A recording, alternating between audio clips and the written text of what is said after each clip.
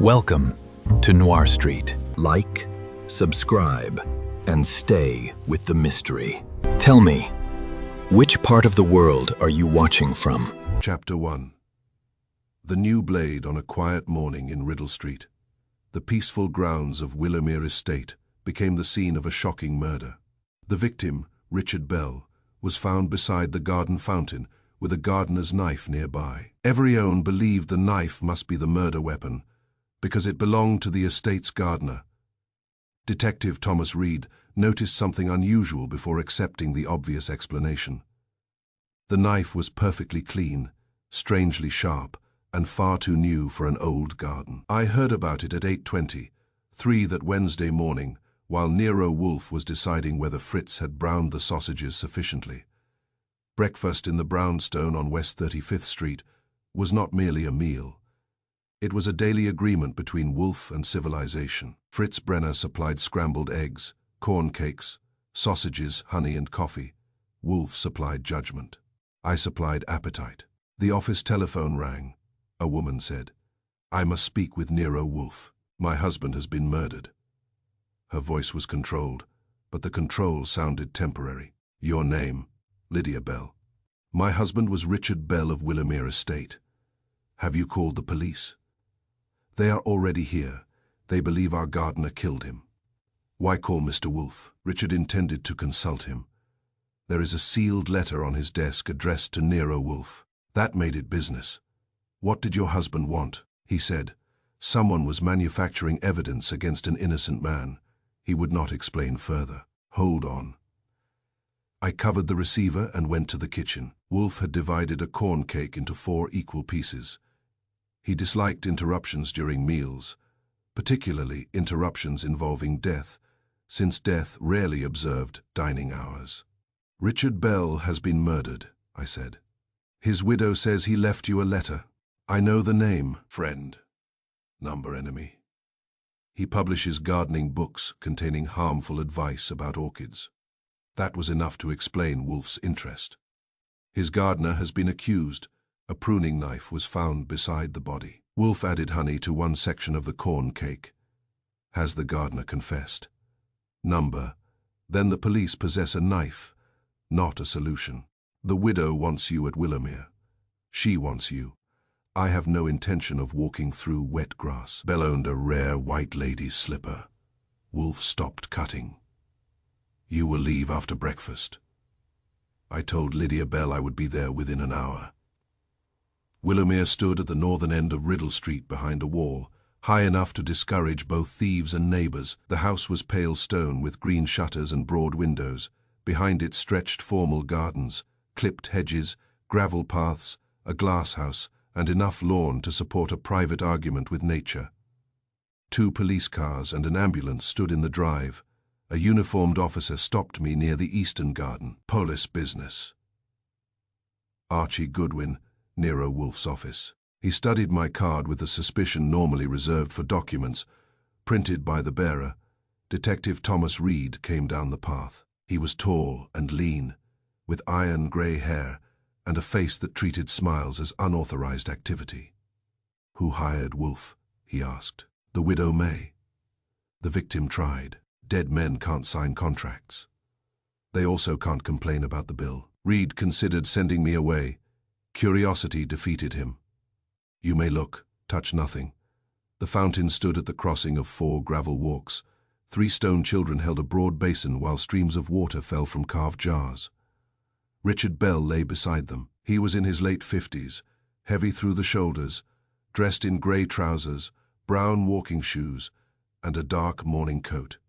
A narrow wound appeared beneath his left ribs. His shirt had absorbed most of the blood. The gravel beneath him had absorbed very little. A pruning knife lay 3 feet from his right hand. Its blade was curved, bright, and spotless.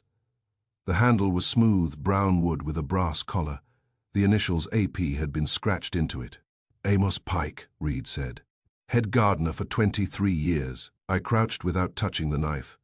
The blade carried a thin line of factory oil near the hinge. The handle had no scratches, darkening, soil, sap, or wear. Small curls of fresh wood remained inside the initials.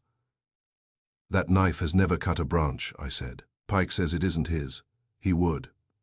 What do you say? It may belong to him eventually, but it didn't yesterday. The doctor found a stab wound. The blade is clean. It could have been washed in the fountain. The ground between the knife and the fountain is dry, so is the handle. Then it was wiped. A murderer wiped every trace of blood from the blade, applied oil, and left it beside the corpse. Reed's eyes remained on the knife. I didn't say it was sensible. You didn't need to, the knife said it. I studied Richard Bell's clothing. Grey dust marked his right knee. A black thread clung to his cuff. Only the shoulder nearest the fountain was damp from the spray. How long has he been here? A maid found him at 7:50. Dr. Hart estimates death between 7 and 7:30. He wasn't killed here. Why? A wound like that should have left more blood on the gravel. His clothes absorbed it somewhere else. The body was brought to the fountain afterward. There are no drag marks. Then someone carried him or used a garden cart. Reed indicated a broad man standing under guard beside the yew hedge. Amos Pike was around 60. His work clothes were patched, his boots were old, and his hands looked capable of making stubborn plants obey. He stared at the new knife with personal dislike. "That thing is not mine," he said. "Your initials are on it," Reed replied. "Cut by someone who has never marked a tool. How do you mark yours?" "On the end of the handle, letters cut into the side, rub against the palm." "What does your real knife look like?" "Black horn handle, blade worn thin from sharpening, small crack near the hinge." "How long have you owned it?" 17 years. "Where is it?" "Missing from the tool shed." "When did you last use it?" "Yesterday afternoon, on the Climbing Roses." "Did you quarrel with Richard Bell last night?" Pike looked toward the body. "Yes." "Why?" "He intended to sell the South Garden to a building company. 3 men would lose their jobs." "Did you threaten him?" "I told him the garden would outlive his money." "That sounds like a threat." "It was a prediction." Reed took a folded note from his pocket. It was addressed to Pike in Richard Bell's handwriting. "Meet me beside the fountain at 7:15. Bring your pruning knife. We will settle the matter of the South Garden." "This was found on the desk in your cottage," Reed said. "I never received it." "Your cottage was unlocked." "Always." "Where were you at 7:15? In the orchid house. Alone?" "Yes." "Convenient." "Only for whoever killed him?" I asked. "Why were you in the orchid house?" "To check the night temperature and missed Mr. Bell's white lady slipper." "Is it still there?" Pike hesitated. "Number it disappeared after 6 yesterday evening." Reed's attention sharpened. "Who had a key?" "Mr. Bell, Mrs. Bell, and me. So the orchid vanishes. Your knife vanishes and your employer dies." Pike's expression did not alter. "That is a great deal of bad luck for one morning. Perhaps someone arranged it." Lydia Bell approached from the house. She was perhaps 40, slender, with dark hair pulled back from a pale face. She glanced once at her husband's body and then concentrated on me. "Mr. Goodwin." I admitted it. "Richard's letter is in his study. Detective Reed has kept the room closed." "Did your husband receive any threats?" 3 anonymous notes during the past week." "What did they say?" The last one said, "A man who plants guilt should expect to harvest it." Who knew? His secretary, Evelyn Moore. Possibly Owen Marsh, the estate manager. Did Amos know? I don't think so. Do you believe he killed your husband? She looked at the bright knife. Number Amos complains whenever he has to replace a tool. He would not buy a new knife and keep the event secret. Richard Bell's study overlooked the western garden. It contained a broad desk, shelves of gardening books, 2 leather chairs, and a glass display case holding antique tools. One place inside the case was empty. The label beneath it read, "Pruning knife used by Jonathan Bell, 1891. Black horn handle, hand-forged blade." It matched Pike's description of his missing knife. The carpet was grey. Dust from it clung to Richard Bell's trouser knee, near the fireplace. Someone had scrubbed a dark stain from the fibers. Bell was attacked here, I said. Reed nodded. The laboratory will test the stain. A brass bookend stood on the desk. One corner had recently been polished, though the rest was dusty. He may have been struck first, I said, then stabbed to make the gardener's knife relevant. The top drawer had been forced. Fresh splinters showed around the lock, Lydia said. Richard kept the anonymous notes there. They were gone. The sealed letter to Wolfe lay on the desk blotter. Reed permitted me to open it. Mr. Wolfe, summoned at Willowmere, has stolen from me and intends to accuse Amos Pike. If I am prevented from consulting you, examine the gardener's knife. Amos has used the same one for 17 years. A new blade would be a lie created for the police. The first lie will be found in the garden.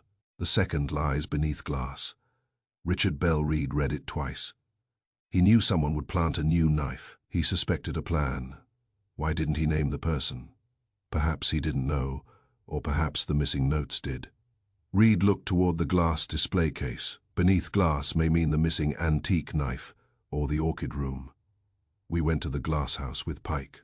The air inside was warm and moist, heavy with the smell of bark, soil, and growing leaves. Behind a locked inner door, orchids occupied tiered benches beneath misted panes. At the center stood an empty clay pot, labeled with the name of the missing White Lady's slipper. The soil was damp, a narrow groove crossed its surface. Reed put on gloves and moved the soil carefully. He uncovered a small brass key. Pike stared at it. "What does it open?" Reed asked. "Mr. Bell's private account box." "Where?" "In Owen Marsh's office." The estate office adjoined Bell's study. Owen Marsh was waiting inside. He was a neat man in his mid-40s, with a trimmed mustache, a grey suit, and a voice trained to make objections sound official. "I cannot permit the examination of private estate records." Reed displayed the key. "You may object while I examine them." The account box stood in a lower cabinet. The brass key opened it. Inside were bank statements, property deeds, and several pages of handwritten calculations. Large sums had been transferred from Willowmere accounts to a company called Greenway Development. Beneath the papers was a cardboard package from Mason's Hardware. It had once contained a pruning knife. The model number matched the new blade beside the fountain. Marsh's face changed by half a shade. "I have never seen that package." "It was in your office," Reed said. "The box belongs to Richard, who had access." "Richard and me. Did he accuse you of stealing?" "He questioned several expenses." "What expenses?" "Payments connected with the proposed sale of the South Garden." Pike stepped closer. "No sale was approved." "You are a gardener," Marsh said. "You were not included in the financial discussions." I noticed a fresh cut on Marsh's right thumb. A black thread hung from his cuff. His grey suit resembled the thread found on Richard Bell. "What happened to your hand?" I asked. "Broken glass." "Where?" "In the potting room." Pike shook his head. "No glass is broken there." Before Marsh could improve his answer, a patrolman entered carrying a cloth bundle. This was hidden beneath a false bottom in Pike's workbench. He opened it. Inside was an old pruning knife with a cracked black horn handle and a blade worn thin from years of sharpening.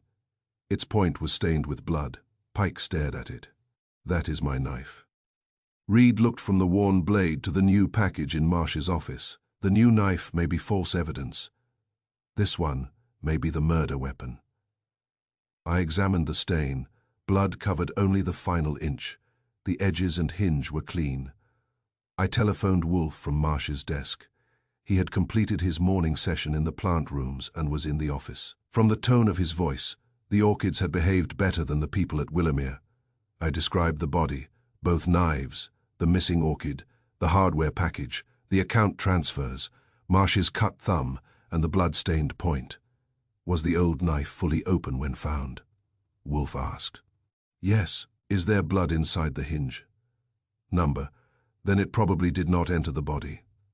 "The point is stained. A blade thrust into flesh receives blood along both edges and often in the joint." A point dipped into blood receives precisely the stain you describe. So both knives were planted. One was planted to be rejected. The other was planted to survive that rejection. That is ambitious. Murder is an ambitious correction of inconvenience. What about the missing orchid? It was removed to hide the key. Whether it has further importance remains to be seen. Do you want the suspects brought to the brownstone? Not yet. Establish how the body reached the fountain and determine the true time of death. Dr. Hart places it between 7 and 7:30. Doctors estimate. Murderers arrange. The telephone on Marsh's desk rang. He answered it. A low, deliberately disguised voice whispered, "If you want to know when Richard Bell died, ask who stopped the fountain at 7:20. Who is this? The caller hung up. Pike had heard enough. The fountain does not stop by itself. Its valve is in the service tunnel beneath the glasshouse. We returned to the potting room behind a wooden screen. Narrow steps descended into a brick passage, carrying water pipes beneath the garden. The fountain valve stood halfway along it. It was closed. Beside the wheel lay Richard Bell's gold watch. Its crystal was broken, and its hands had stopped at 7:20. Reed examined it without touching. The caller knew this was here. Or placed it here, I said. Wet footprints led from the valve toward an iron door in the tunnel wall. Pike frowned. That door has not been opened in years. What is behind it? Reed asked. An old passage leading to the main house. Richard Bell's key ring contained a key that opened the door. Beyond it, a narrow stairway climbed through darkness. At the top, a wooden panel opened behind the bookcase in Bell's study. On the third stair lay a grey button wrapped in a single black thread. We returned to the estate office. Owen Marsh's right cuff was missing a button.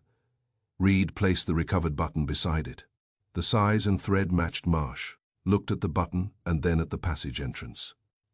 I have never used that tunnel. Your coat disagrees, Reed said. Marsh's calm finally broke. Summonen tore that button from my suit and planted it. Who? I don't know. You didn't know about the knife package in your account box either.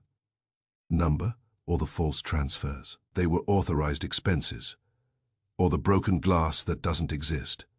Marsh said nothing. Reed instructed an officer to guard him. I looked again at Richard Bell's watch. The hands showed 7:20, but the second hand had stopped exactly at 12. A fall hard enough to break the crystal would not necessarily stop a good watch. Someone might have pulled out the winding stem and arranged the hands. The watch was not proof of the time. It was another statement prepared for us. I called Wolfe again. The watch may have been set deliberately, I said.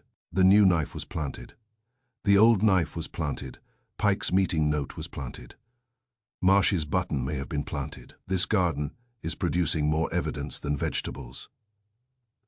Then stop admiring the harvest, Wolfe replied. Find the person doing the planting before.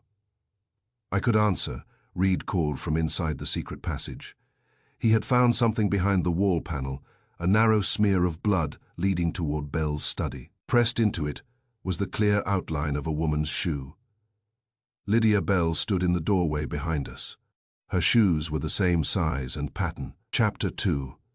The tool that did not belong Detective Thomas Reed examined the gardener's knife and discovered it had no scratches, rust, or signs of regular use. Amos Pike claimed he had owned his tools for years and had never seen that knife before. The new blade appeared carefully placed where everyone would immediately notice it. Reed suspected someone wanted the investigation to follow a simple path. The knife might not reveal the killer, but it clearly revealed who the killer wanted blamed. The new knife was carried into Richard Bell's study and placed upon a sheet of white paper. Reed stood over it while Amos watched from the opposite side of the desk. The initials AP looked convincing from several feet away. Up close, they were a poor performance. They had been scratched through the handle's fresh varnish, leaving pale wood exposed beneath. Do you mark your tools? Reed asked. Everyone, Amos replied. Show me. Amos emptied the contents of his leather tool pouch onto a second table. It contained small shears, a grafting blade, twine cutters, a soil probe, and 2 sharpening stones. Every tool was old. The wooden handles were dark from years of use, and the steel carried scratches that no amount of cleaning could conceal. The initials AP had been cut into the ends of the handles. Reed compared them with the initials on the new knife. The letters are different. Mine were made with a square punch, Amos said. Those were cut with the point of a nail. Who knew how you marked your tools? Anya, who had ever borrowed one. Did Richard Bell borrow them? He considered gardening something performed by other people. I picked up neither knife, since Reed was watching me with the devotion of a prison guard. The person who bought the new blade knew Pike's initials, I said, but not where he put them. Reed nodded. The killer knew the gardener without knowing gardening. That removes the roses from suspicion. No one enjoyed that except me. Dr. Samuel Hart entered from the hall. He was a narrow silver-haired man who had served as the Bell family doctor for 16 years. He carried the preliminary report on Richard's wound. The new pruning knife did not cause it, he said. Reed looked at him. Certain. The wound is straight and narrow. The blade entered beneath the ribs and traveled upward. A curved pruning knife would have left a wider cut on one side. What about Pike's old knife? The shape is closer, but there is another difficulty. The blood appears only on the point. Goodwin noticed that. Hart gave me a look that said he wished I had not. If the blade had entered to the depth of the wound, he continued, blood would have reached the hinge. It did not. Whose blood is on it? The victim's. So someone dipped the point into Bell's wound, Reed said. Most likely after death. That gave us 2 knives and no weapon. One was new and clean. The other was old and blood-stained. Neither had killed Richard Bell. Some unknown planned for us to reject the first knife, Reed said. And accept the second, I added. Amos stared at his old pruning blade. They stole it yesterday afternoon. They must have known where to return it. Your workbench was locked, Reed asked. Number a lock on a tool shed only tells a thief where the tools are. Reed summoned the officer who had searched Amos's work area. The old knife had been found beneath a false bottom in the lowest drawer. Amos denied knowing the false bottom existed. It was newly made, the officer said. The inner strip of wood is clean. Who uses the estate workshop? Reed asked. Owen Marsh sometimes, Amos replied. So does Edwin Bell when he visits. Who is Edwin Bell? Richard's nephew. That was the first mention of him, but not the last. Edwin lived in Manhattan, had debts, and expected to inherit part of Willowmere. He had arrived at the estate shortly after 8, claiming Lydia had telephoned him, after the body was discovered. According to Amos, Edwin had actually visited the previous evening, and argued with Richard in the study. Reed sent a man to find him. I went outside, and stood where the new knife had been discovered. It lay on pale gravel 3 feet from Richard's hand. The fountain spray darkened the stones closer to the basin, but the knife had been placed just beyond the wet area. It could not have been washed by the fountain, as Reed had first suggested. It had been placed where sunlight struck its steel, from any of the 4 garden paths. It would be the first thing a person noticed after the body. Lydia Bell joined us. Her face had regained its careful stillness. Reed looked at her shoes. They matched the bloody print found in the secret passage. You used the tunnel, he said. Number. Your shoe says otherwise. Many shoes have that pattern. Not many are in this house. She folded her arms. I want my lawyer. That is your right. Before your lawyer arrives, you should know the blood beneath your shoe belongs to your husband. The control vanished from her face. I did not kill Richard. But you entered the passage after he was wounded. Lydia looked toward the study windows. At 7:35, I heard something fall behind the library wall. Richard had shown me the passage years ago. I opened the panel and found him on the stairs. I live? Barely. Why didn't you call for help? He told me not to. Reed's eyebrows rose. A dying man told you to leave him in a tunnel, he said. They must think Pike did it. Then I heard someone coming from the glasshouse end. I panicked and returned to the house. Who was approaching? I don't know. Did you see Owen Marsh? Number, did you see his missing button? Number, why conceal this? Because Richard and I had quarreled. He intended to change his will. If I admitted finding him, you would accuse me, Reed said. I am considering it. Lydia's statement altered the apparent time of death. If Richard had spoken to her at 7:35, Dr. Hart's estimate could not end at 7:30. It also meant the broken watch, showing 7:20, had been arranged deliberately. Summonen had stopped the fountain, placed the watch beside its valve, and manufactured a false time. We returned to the study, where Wolfe's letter remained on the desk. The first lie will be found in the garden. The second lies beneath glass. The first lie was the new knife. The second might be the missing antique blade from the glass display. Reed examined the empty space again. The label described a black-handled pruning knife, but an old photograph of the display hung beside the case. The missing tool in the picture had a straight, narrow blade, not the curved blade described on the label. The label has been changed, I said. Reed removed it carefully. Beneath it was the older description: Jonathan Bell's grafting knife, narrow steel blade, black horn handle. Dr. Hart measured the empty outline in the velvet. That blade could have made Richard's wound. The actual murder weapon had been kept beneath glass in Richard's study. Someone removed it, replaced its label, and tried to make the empty space appear connected to Amos's missing pruning knife. The killer had not merely planted evidence. The killer had edited it. The hardware shop owner arrived shortly before noon. His name was William Mason, and he recognized the new knife immediately. It was purchased yesterday evening, he said. By Amos Pike, Reed asked. Number, I've known Amos for years. He wouldn't buy that model. Who did? A man wearing a grey coat and brown gloves, he said. The knife was a gift. Could you identify him? Possibly. Owen Marsh was brought into the study. Mason studied him. The height is right, but I can't swear to the face. The customer wore a hat pulled low. What about his voice? Reed asked. Educated, quiet. He knew the price before I told him. Marsh said, half the men in New York meet that description. Mason added, he paid with a new $20 bill. Reed searched the estate office cash book. The previous afternoon, Owen Marsh had withdrawn $200 in new notes for household wages. Marsh's signature appeared beside the entry. I gave the money to Mrs. Dale. The housekeeper, Marsh said. Mrs. Dale was called. She stated that Marsh had given her only $180. $20 was missing, Reed said. An accounting error. Exactly the price of the knife. Marsh's face remained calm. Then someone took the note before I delivered the money. You expect us to believe that someone stole a $20 bill, purchased a knife, carved Pike's initials into it, hid the box in your account chest, tore a button from your coat, and carried it into the secret tunnel. When you describe it that way, it sounds unlikely. That was my intention. Lidwin Bell arrived during the questioning. He was 31, handsome in an unfinished way, and dressed as though he had left his apartment before remembering to care how he looked. He denied arguing with Richard.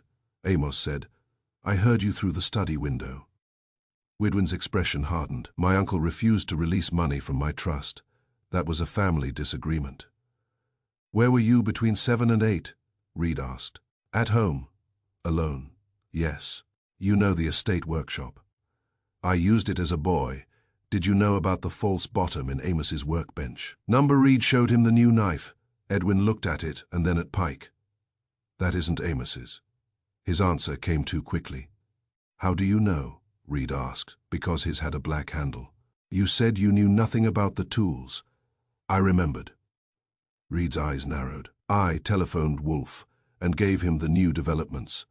Lydia's admission, Richard's final statement, the false watch time, the changed display label, the missing grafting knife, Mason's account, Marsh's $20, and Edwin's sudden knowledge.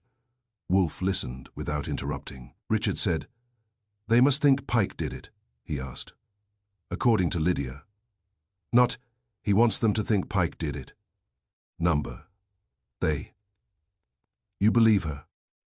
I believe she entered the passage. Her shoe print proves that. It proves only the passage, not the words. What do you want? The photograph of the tool display, the altered label, and a list of everyone who knew the secret passage. That could take time. A murder investigation is a poor place to practice haste. Before he hung up, Wolfe added, Archie the murderer committed an error by using a new knife. Because it was obviously false. Number because new objects have recent histories. The history arrived 10 minutes later. William Mason returned from examining his sales book. The buyer ordered the initials before collecting the knife, he said. He telephoned the store yesterday morning. Did he give a name? Reed asked. Number, but he asked us to hold the knife until 6. Anything unusual about the call? Mason nodded. The caller was a woman. Chapter 3. The gardener's forgotten shed. Detective Thomas Reed searched the gardener's shed and found a collection of old tools covered with years of use. Every knife and blade showed marks from gardening, except the one found near the body. Inside the shed, the detective discovered a hidden note mentioning Richard Bell's unfinished investigation. The note suggested Richard had been searching for someone connected to an old estate secret. The new knife became linked to a mystery much older than the murder. The shed stood behind the glass house beneath the branches of an ancient elm. It was a low brick building with a slate roof, 2 narrow windows, and a door that had not fitted its frame since before I learned to shave. Amos Pike unlocked it for us. If you expect order, he said, go back to the house. This is where work is done. It was more orderly than Wolfe's desk during a difficult case. Tools hung from iron hooks according to size and purpose. Spades stood beside the western wall. Shears, saws, and trimming blades occupied a long bench beneath the windows. Each item was clean but visibly old. Reed examined them one by one. Wooden handles had darkened where Pike's hands gripped them. Steel blades carried sharpening marks, scratches, traces of rust, and stains left by sap. The initials AP appeared on the ends of several handles, cut with the square punch Amos had described. The new knife found beside Richard's body had none of those marks. It had been manufactured to cut plants but purchased to cut a path through the investigation. This shed supports your statement, Reed told Amos. Amos looked toward his blood-stained pruning knife, which had been sealed inside an evidence bag. My tools always have. That doesn't explain why your knife was hidden beneath your workbench. Summonen wanted it found. The false bottom was recently made. Then ask who has been using the estate workshop, Owen Marsh and Edwin Bell. Richard too, when he wanted to pretend he understood wood. Reed examined the workbench. Its lowest drawer had been shortened to create the hiding place beneath it. The newly cut wood remained pale. Fine sawdust had collected along the rear edge. I rubbed none of it between my fingers, because Reed had already informed me twice that touching evidence reduced his affection for me. The cut was made with a powered saw, I said. Amos nodded toward a brick building beyond the hedge. There is one in the estate workshop. Who has the key? Marsh keeps it. Richard had another. The old tools told the same story repeatedly. They had been held, sharpened, dropped, cleaned, and used again. The new knife told no story before the morning of the murder. That was why someone had given it Amos's initials.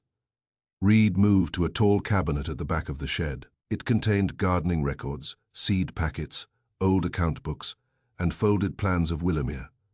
One shelf held small notebooks dating back more than 30 years. The initials on the new knife acquired a second meaning. AP did not necessarily stand for Amos Pike. They also belonged to Arthur Pike. Reed had the same thought. When did your father die? 26 years ago. Did Richard Bell know him? Richard grew up here. My father taught him how to graft apple trees and tried to teach him patience. The first lesson succeeded. What happened 26 years ago? Amos's face became guarded. My father was accused of theft. What did he supposedly steal? A collection of rare bulbs belonging to Richard's mother. They were found beneath his cottage floor. Did he confess? Number, was he arrested? The family refused to prosecute. They dismissed him instead. He died 6 months later. Who discovered the bulbs? Gerald Marsh, the estate manager, Owen Marsh's father. Yes. The repetition was too neat. A valuable plant had disappeared then. Another valuable plant had disappeared now. Evidence had been hidden in a gardener's private space then, and a blood-stained knife had been hidden in Amos's workbench now. "Did Richard believe your father was guilty?" I asked. For years recently, he began asking questions. What questions? He wanted to know who had access to the cottage and whether my father kept copies of the old garden accounts. Did he? Amos pointed to the notebooks. Reed began examining them. The earliest volumes were written in Arthur Pike's square hand. They recorded plantings, weather, deliveries, wages, and repairs. One page had been cut from the volume covering the year of the theft. The following page carried a faint impression from the missing sheet. Reed held it under a low lamp. I read several words backward in the pressure marks. Marsh, night delivery. South Gate, bell accounts, Amos said. I never noticed that. Someone removed the page recently, Reed replied. The dust on the shelf has been disturbed, I said. A book was taken out and returned. Reed looked at Amos. When did Richard last visit this shed? 2 evenings ago. I found him reading my father's records. He told me he intended to clear Arthur's name. Did he say who framed him? Number, he said. Proof was hidden somewhere in Willowmere. We searched the remaining shelves. Behind a box of copper plant labels, I noticed a narrow gap in the brickwork. One brick was slightly cleaner than those around it. Reed removed it with gloved hands. Inside the opening was a metal seed case wrapped in waxed cloth. The case contained an old photograph, a hardware receipt, and a folded note in Richard Bell's handwriting.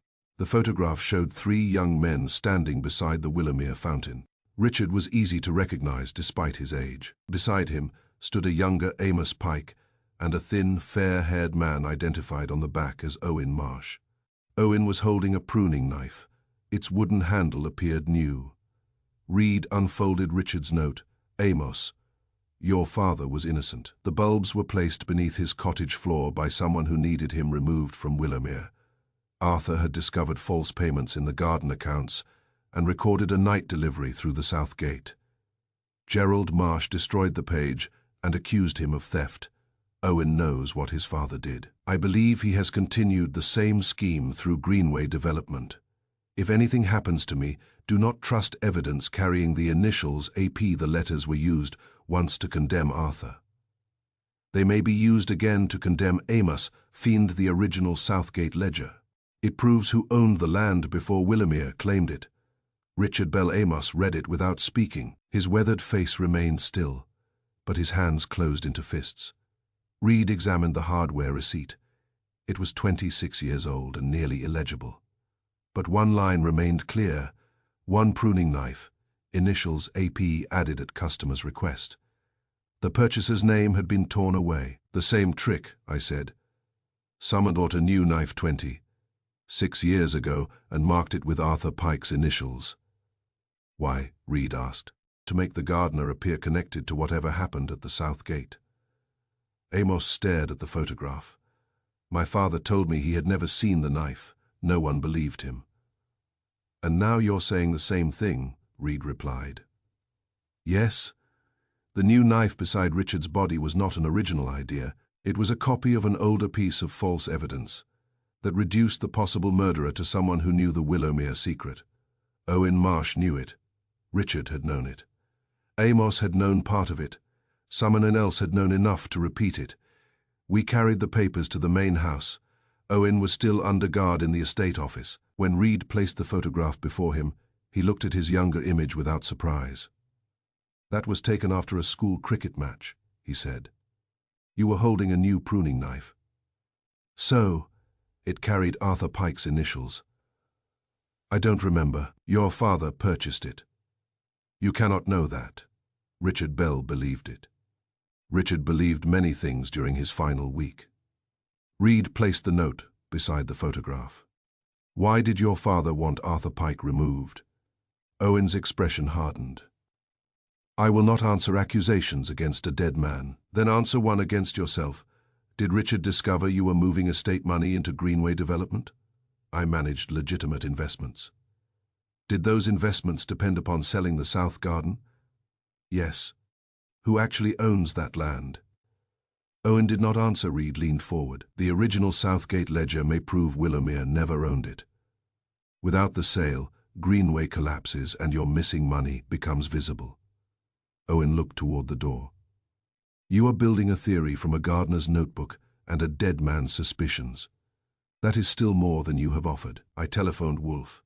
He listened while I read Richard's note and described the old receipt. The new knife repeats a device used 26 years ago, I concluded. Richard believed Gerald Marsh framed Arthur Pike, and Owen knows it. Does the modern knife match the one in the photograph? Wolfe asked. Semi-general model. General resemblance is not identity. What do you want? Ask Mr. Mason whether the knife was ordered by model number or chosen from description. The hardware store owner was still at Willowmere. Reed put the question to him. Mason consulted his order pad. The woman who telephoned gave an old catalogue number. We no longer use it, but I found the modern equivalent. Could an ordinary customer know that number? Reed asked. Not unless she had an old receipt or catalogue. Richard's hidden receipt carried the same number. Someone had found the old evidence, copied its method, and then returned the receipt to the gardener's shed, or failed to realize Richard had hidden it there. Reed asked Mason whether he recognized the woman's voice. I can't name her, Mason replied, but she spoke softly and carefully. I remember one other thing. What? After giving the initials, she corrected me. I thought she said TP, and she said number app, as before. The caller had not merely ordered a knife. She had known about the first one. Chapter 4. The Blade Without a History detective Thomas Reed investigated where the new knife came from and discovered it had been ordered only 2 days before the crime. The buyer's identity led him to someone close to Richard Bell. The knife had been selected because it resembled an ordinary gardener's tool. However, its perfect condition made it suspicious instead of convincing. The object that seemed to prove guilt was beginning to prove deliberate deception. William Mason brought his sales ledger into Richard's study shortly after noon. He placed it on the desk and opened it to Monday's entries. The pruning knife had been ordered by telephone at 11:10. The caller requested a common curved blade with a wooden handle and asked that the initials AP be added before collection. She wanted a tool that looked ordinary, Reed said. She asked for our least expensive pruning model, Mason replied. I told her a professional gardener would prefer better steel. What did she say? That appearance mattered more than quality. That was not a sentence likely to be used by anyone intending to prune roses. The knife had been collected the following evening by a man wearing a grey coat and brown gloves. It was paid for with a $20 note missing from Willowmere's household funds. The woman ordered it, I said. The man collected it. Reed nodded, and someone else may have placed it beside the body. Mason had been unable to identify the man with certainty, but he believed the woman's voice was familiar. Reed gathered the women of Willowmere in the library and asked each to read a harmless sentence from Mason's order sheet. Lydia Bell spoke first. Her voice was lower than the caller's. Mrs. Dale, the housekeeper, had a broad country accent that Mason rejected immediately. Clara Webb, the maid who discovered Richard's body, spoke too quickly. The last woman was Evelyn Moore, Richard Bell's private secretary. She was 35, composed and plainly dressed. Her dark hair was pinned neatly above her collar, and her expression suggested she had spent years listening to Richard Bell without interrupting him. She read the sentence, "Please add the initials AP to the wooden handle." Mason looked at Reed. That is the voice. Evelyn did not deny it. I ordered the knife. Amos Pike stepped toward her. For me, I don't know. You put my initials on it. Mr. Bell instructed me to. The room became quiet, Reed said. Richard predicted that a new knife would be used to frame Amos. Now you claim he ordered it himself. He gave me a written instruction on Monday morning. Where is it? In my desk. Evelyn's office was across the hall from Richard's study. Everything in it was arranged with strict precision. The pencils were sharpened to equal lengths. Correspondence was sorted by date, and even the wastebasket seemed organized. She opened the top drawer and handed Reed a typed memorandum. Miss Moore, order a new pruning knife from Mason's Hardware. Have the initials AP placed upon the handle. Select a common model and tell no one. RB, the initials at the bottom had been written in ink. Reed examined them. Is this Richard's signature? They are his initials. That was not my question. He often approved short instructions that way. I compared the memorandum with the letter Richard had written to Wolfe. The initials resembled his hand, but the pressure was heavier. The final stroke of the B curved downward instead of upward. The memorandum had been typed on Evelyn's machine. Who could use this typewriter? Reed asked. Anyon, who entered my office. Was the door locked? Not during the day. Did Richard type his own memoranda? Never. He dictated them. He dictated them. Did he dictate this one? Evelyn hesitated. Number, I found it on my desk. Then you did not hear him order the knife. Number, you received an unsigned typed instruction bearing questionable initials and ordered a knife in secret. Richard valued obedience. He valued it enough to get killed with the result. The knife did not kill him. That answer was accurate and unhelpful. Reed examined the typewriter ribbon. It had been replaced recently. When was the ribbon changed? Monday afternoon. Before or after this memorandum was typed? After. The laboratory officer compared the memorandum with other papers from Evelyn's machine. The lettering matched, but the ink did not. The memorandum had been typed with the older ribbon, placing its creation before Monday afternoon. That still allowed several people time to prepare it. Reed searched Evelyn's files. In a folder marked South Garden, he found copies of Richard's investigation into Gerald Marsh and the accusations against Arthur Pike. Evelyn had seen the old hardware receipt. She knew the catalog number and the initials used 26 years earlier. That explains AP, as before, Reed said. Evelyn's composure weakened. Richard asked me to organize those papers. You knew someone had once used a new knife to accuse Arthur Pike? Yes. And then you ordered another knife using the same model number, because I believed Richard had instructed me. Did you tell anyone? Owen Marsh saw the memorandum. When? Monday afternoon. He entered while I was telephoning the order. What did he say? He asked whether Richard intended to apologize to Amos with a gift. Did you tell him when it would be ready? Yes. Owen had known where and when to collect the knife. He also controlled the household money used to purchase it. Reed brought him into the office. You collected the knife Tuesday evening, he said. Number Mason describes a man of your height, wearing a grey coat and brown gloves. So do thousands of store customers. You knew the collection time. I overheard Miss Moore's telephone call. You were missing $20 from the household funds. An accounting error. Your answer is becoming an old tool, Mr. Marsh. It shows signs of heavy use. Owen looked at Evelyn. She ordered the knife. Why are you questioning me? Because the buyer and collector were two different people. Then find the collector. We may have. Owen demanded a lawyer and stopped answering. I examined the memorandum beneath a desk lamp. A small puncture appeared near its upper edge.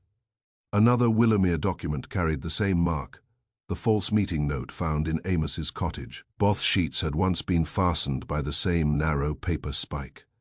Evelyn used ordinary clips. Richard kept papers loose.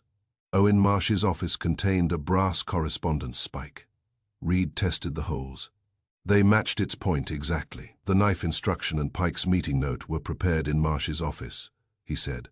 Owen replied from the doorway. Or someone used my spike. That person also used your money, wore your kind of coat, and left your button in the tunnel, which proves the evidence is being arranged against me. He had a point. The case against Owen Marsh was growing as neatly as the case against Amos had grown earlier.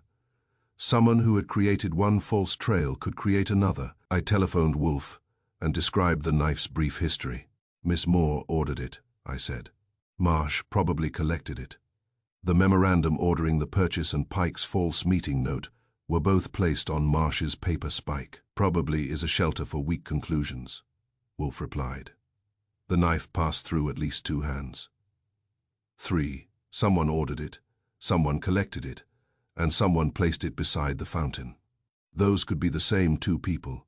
They could also be three. What interests you? The knife's condition. Was it sharpened after leaving the factory? Reed examined the blade with a magnifying glass. Fine parallel marks appeared along the edge. Mason frowned. We do not sharpen that model before sale. It arrives ready for household use. Amos inspected it. That edge was finished on a wheel, not a stone. There is a grinding wheel in the estate workshop, Reed said. Who uses it? I asked. Marsh, Edwin, Bell, and Amos. Amos shook his head. Not for that knife. The blade had been sharpened at Willowmere after purchase. Yet it had not been sharpened to make it useful. Its point had been made unnaturally bright, so sunlight would catch it on the gravel. The killer wanted the knife noticed immediately. Wolfe listened to that detail. Then the knife was not merely false evidence, he said. It was a signal. To whom? To the person who knew the old accusation against Arthur Pike. The murderer expected that person to recognize the repeated method. Richard, possibly, or someone Richard had intended to meet. Before Wolfe ended the call, Evelyn entered the study holding a small envelope. I found this behind the drawer in my desk, she said. Inside was the missing carbon copy of the knife memorandum. Across its back Richard had written, "The order has been placed." Now we wait to see who collects it. Richard had known about the new knife. He had allowed it to be ordered as bait. The man who collected it had walked directly into his unfinished trap chapter. 5. The Garden Path of Lies. Detective Thomas Reed studied the garden and discovered several footprints hidden near the fountain. The tracks showed that someone had entered the garden, but tried to make it appear that the gardener was responsible. Amos Pike admitted Richard had recently confronted someone about missing estate records. Those records involved land ownership and a forgotten family dispute. The murder was not about the garden, but about something buried beneath it. Rain had fallen shortly before dawn, not enough to soak the gravel, but enough to soften the earth beneath the hedges. Reed ordered the 4 paths around the fountain closed and examined them from the edges. The obvious footprints belonged to police officers, the maid who found the body, and Amos Pike. Beneath the yew hedge, however, the wet soil retained a second pattern. The prints were broad and deeply marked. They resembled those made by gardening boots and followed the eastern path toward the fountain. Amos wears boots like these, Reed said. Amos stood on the brick path under guard. Every gardener wears boots like those. Reed compared the impressions with Amos's soles. Amos's left heel had worn down along the outer edge. The heel in the soil was complete. The size is also wrong, I said. These prints are smaller, by nearly an inch, Reed agreed. The tracks had been intended to suggest Amos without matching him exactly. From a distance they looked convincing. Close examination made them another version of the new knife, ordinary in appearance, false in history. Reed followed the impressions. They began beside a service gate in the eastern wall. The gate was normally locked, but fresh scratches marked its inner bolt. From there, the prints crossed soft soil, passed behind the yew hedge, and reached the fountain. There were no returning tracks. Someone entered but never left, Reed said. Unless he changed his shoes, I replied. Near the fountain, a narrow wheel track crossed the boot prints. It led toward the glasshouse, disappeared over the brick path, and reappeared beside the hidden tunnel entrance. Amos examined it. That came from the small garden cart. Where is the cart? Reed asked. In the potting room. The cart had been cleaned, but a dark stain remained inside one wooden joint. A laboratory officer tested it. Blood. Richard Bell had been placed in the cart and moved from the secret passage to the fountain. The person pushing it had worn gardening boots to produce an obvious trail. The murderer wanted us to believe Amos killed Richard in the garden, Reed said. But Bell was wounded in his study, carried through the passage, and transported in the cart. Why use the secret passage? I asked. To avoid the house. Then why leave so much evidence outside? Because the evidence was the purpose. Inside the potting room, Reed found a pair of wet boots behind a stack of soil bags. They belonged to no member of the gardening staff. The soles matched the false prints. The inner lining carried several pale fibers. They matched the grey carpet in Richard's study. Whoever moved the body had entered the study, crossed the passage, put on the false gardening boots, and pushed the cart toward the fountain. A narrow strip of cloth had been torn from the right boot. Its dark grey colour resembled Owen Marsh's suit, but the fabric was cheaper. It was wrapped around the boot to make it fit a larger foot, Reed said. So the wearer's feet were smaller, I said. Possibly a woman's. That brought Lydia Bell and Evelyn Moore back into consideration. Lydia had admitted using the passage after Richard was wounded. Evelyn had ordered the new knife. Either could have worn the smaller boots. Reed questioned Amos beside the potting bench. Richard's note said he was investigating the ownership of the South Garden. What do you know? Amos looked toward the windows. Only what my father told me, which was that Willowmere never owned all the land inside its walls. Who did? Margaret Bell, Richard's aunt. The South Garden belonged to her separately. What happened to it? After she died, Richard's father claimed she had sold it back to the family. My father said the sale never occurred. How would he know? He witnessed her original deed. Where is that deed? Missing. Reed's expression hardened. You have withheld enough information to fill a greenhouse. No one asked about Margaret Bell. Richard did. Yes. 2 weeks ago. What did you tell him? That my father kept copies of the Southgate ledger. It recorded everyone entering Willowmere, including the lawyer who brought Margaret's deed here on the night she died. Who received him? Gerald Marsh. Owen's father again, Amos continued. The lawyer entered carrying a document case and left without it. The deed produced later was dated that same night. But my father believed Margaret's signature had been forged. What did Richard do? He confronted Owen. When 3 nights ago? In this shed. What did they say? Richard accused him of removing estate records and using land he did not own as security for Greenway development. Owen said the records had disappeared before he was born. Did Richard believe him? Numberreed asked.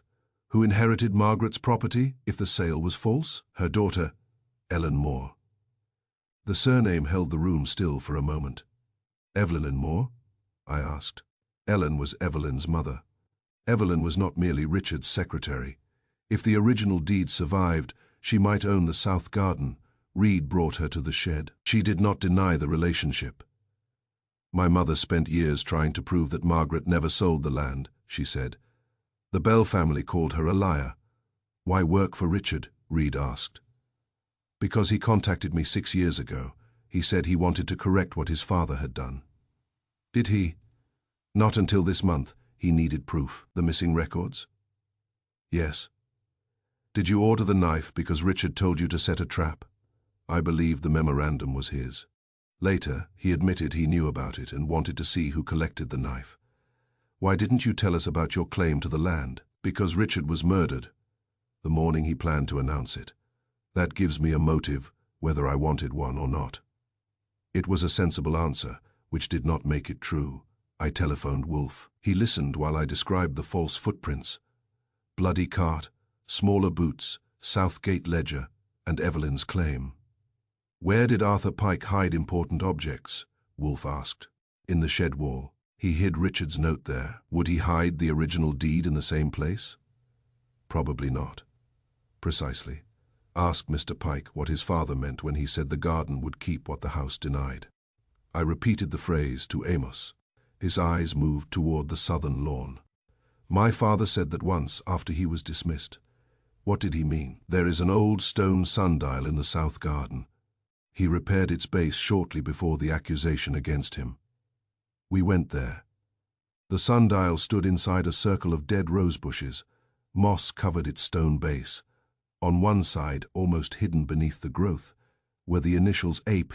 These initials were old. Reed ordered the base examined. One stone had been mortared with a different mixture from the others.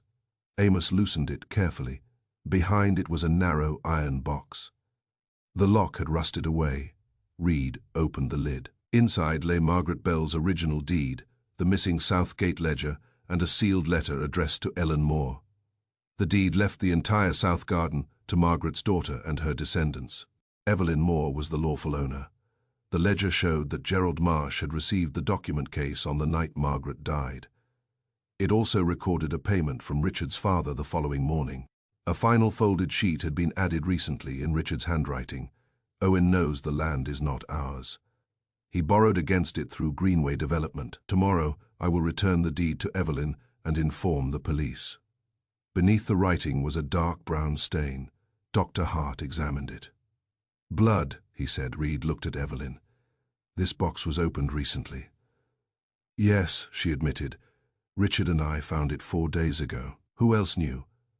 Owen saw us leaving the South Garden. The murder now had a value beyond Richard's life. If the deed became public, Owen's development company would collapse.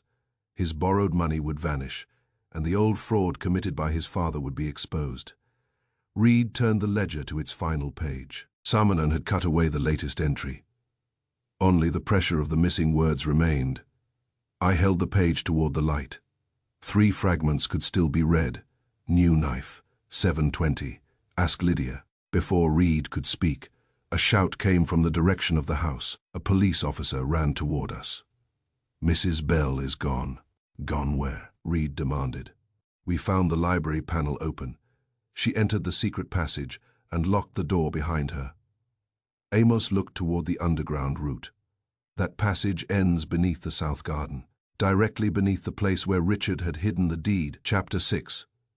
The Secret Beneath the Roses. Detective Thomas Reed discovered a hidden box buried beneath the oldest rose bushes on the estate.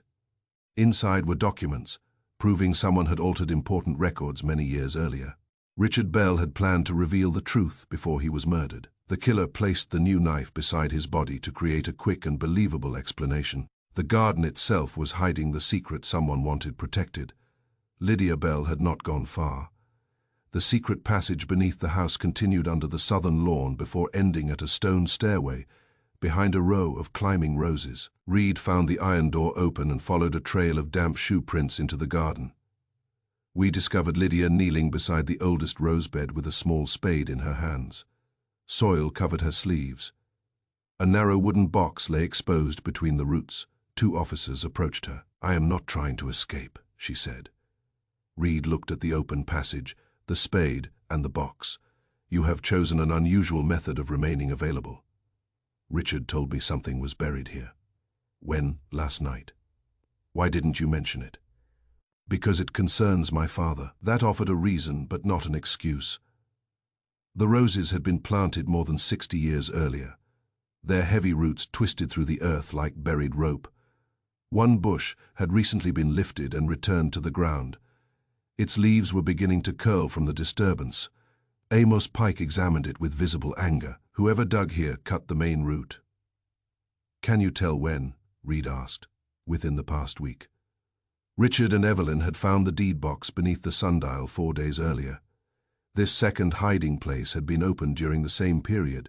Reed removed the wooden box with gloved hands. Its brass lock was broken, and one corner had begun to rot. Inside, the papers had been wrapped in oilcloth. The first document was Margaret Bell's death certificate.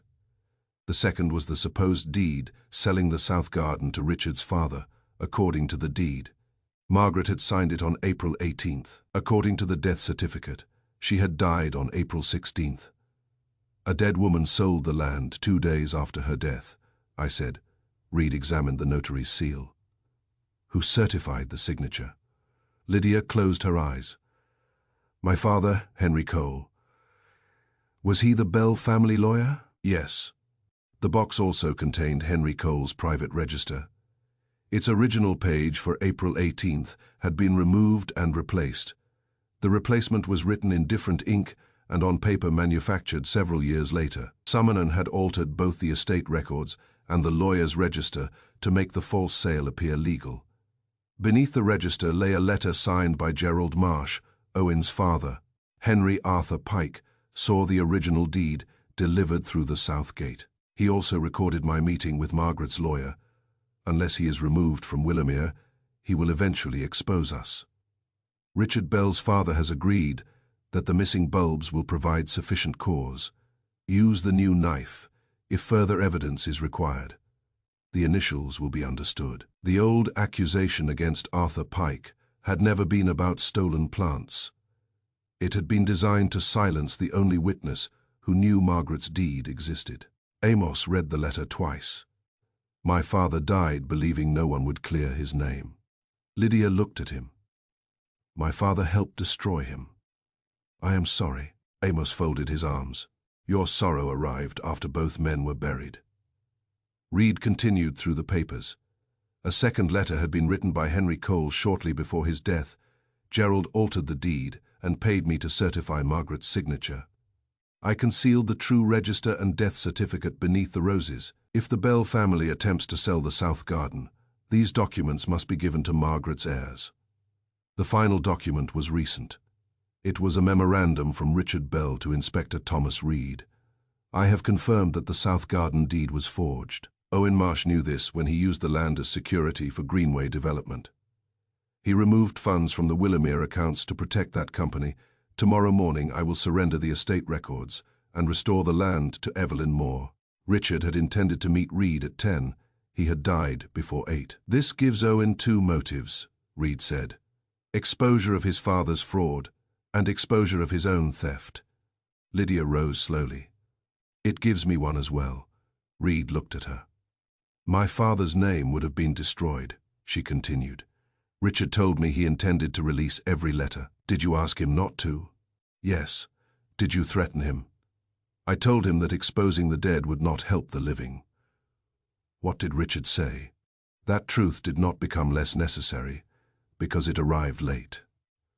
Did you follow him into the study this morning? I entered the passage after hearing him fall.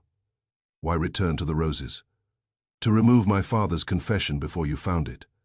That is destruction of evidence. I know. She surrendered the spade. Her admission explained why she had fled. It did not explain the murder, but it gave her a reason to conceal Richard's investigation and placed her in the passage near the time of his death. Reed examined the box itself. A strip of blue cloth had caught beneath one hinge. Lydia wore cream and black. Evelyn wore brown. Owen's suit was grey. Edwin Bell had arrived in a blue jacket. Was this box opened before today? Reed asked Lydia. Richard showed it to me last night. Who else was present? Only Richard? Did Edwin know? I don't think so. Did Owen? Richard confronted him afterward. Owen may have followed us. The blue fiber was sent for comparison. I telephoned Wolfe and described the documents. The impossible deed date, Henry Cole's confession, Gerald Marsh's letter, and Lydia's attempt to remove the evidence. Mrs. Bell's conduct is criminal, Wolfe said, but not necessarily homicidal. She entered the passage after Richard was wounded and returned to the box today. Because she feared disgrace. Murder requires more than fear. Owen loses his company, his freedom, and his family name if the records become public. Indeed. Then shall I congratulate Reed? Not yet. Was the new knife mentioned in Gerald Marsh's letter? Yes, he wrote. Use the new knife if further evidence is required. That sentence is peculiar. Why? A knife is not evidence of stolen bulbs. I looked again at the letter. Wolfe continued.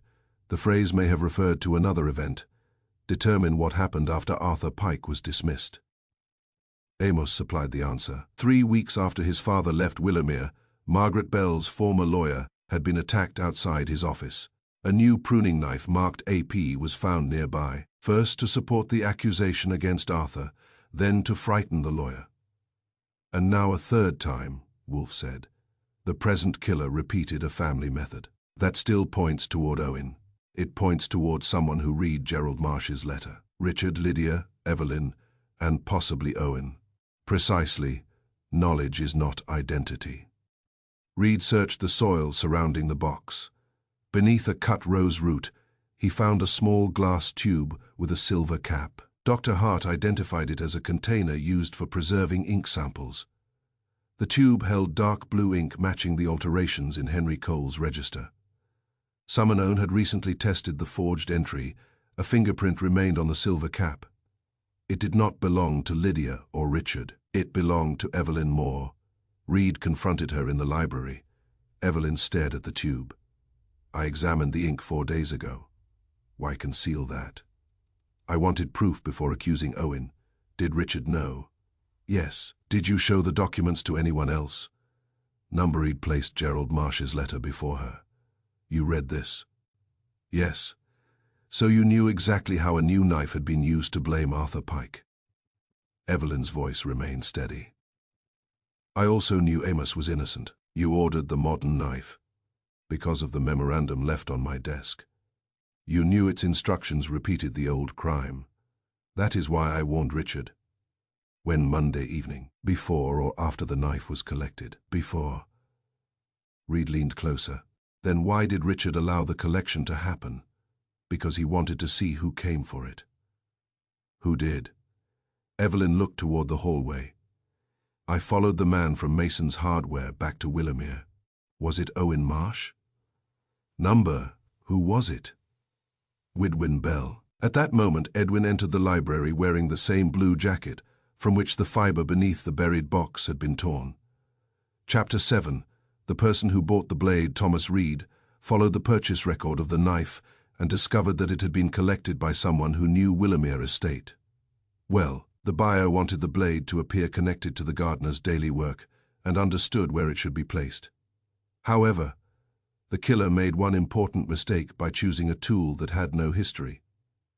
A real gardener's knife carries the marks and memories of the hands that have used it. The new blade carried only the fingerprints of a carefully planned crime. Edwin Bell entered the library wearing the same blue jacket from which the fiber beneath the buried box appeared to have been torn. He stopped when he saw Evelyn Moore, Detective Reed, and the strip of cloth sealed inside an evidence envelope. No one greeted him. Edwin looked at the envelope and then down at his right sleeve. A narrow tear ran along its inner seam. That proves nothing, he said. Reed had not yet accused him of anything. It proves you know what we are considering, I said. Edwin gave me the look usually reserved for a waiter who has brought the wrong soup. You are Wolfe's man. I'm my own man during business hours. Wolfe rents the results. Reed placed the cloth beside Edwin's sleeve. The color, weave, and torn edges appeared to match. This fiber was caught in the hinge of the box beneath the roses, Reed said. You knew where the documents were hidden. I knew there was a box. How? Goodwin glanced at Lydia. She had returned from the garden under the attention of a uniformed officer. Soil remained on her sleeves, and the loss of her composure had made her look older. My aunt told me. I did not, Lydia said. Edwin's mouth tightened. Then perhaps Richard did. Perhaps, Reed asked. My uncle had developed a taste for mysteries during his final week.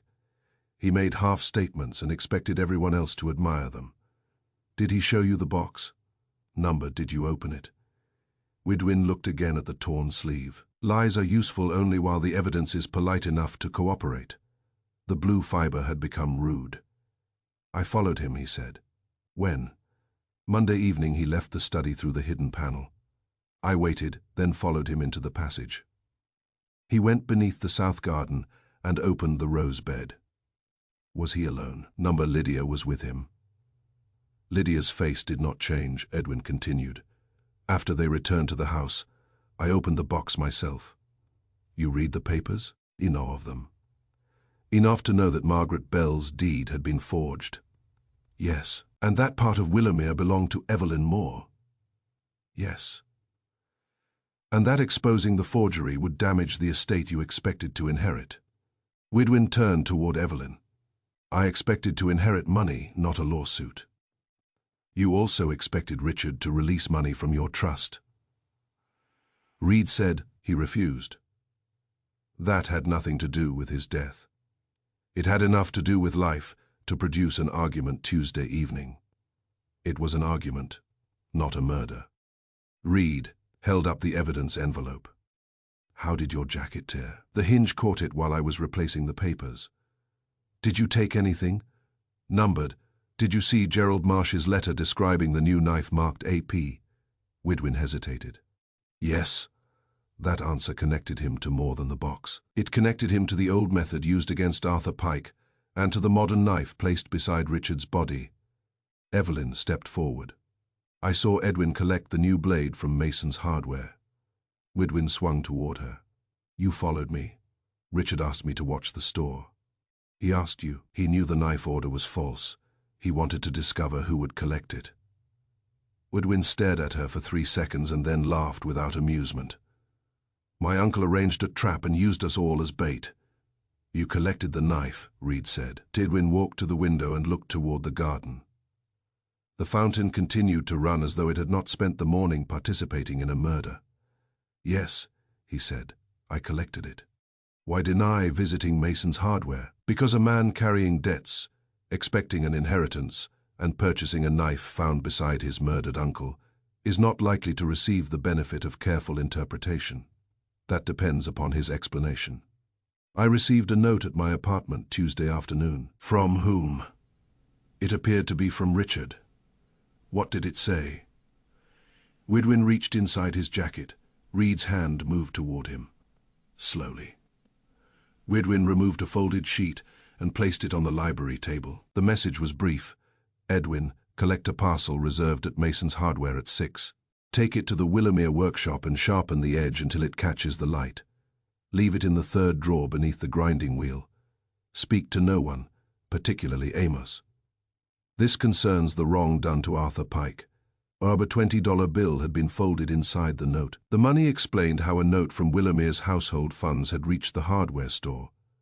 It did not explain who had taken it from Owen Marsh. Reed examined the paper. You expect us to believe you obeyed this without questioning Richard. He controlled my trust.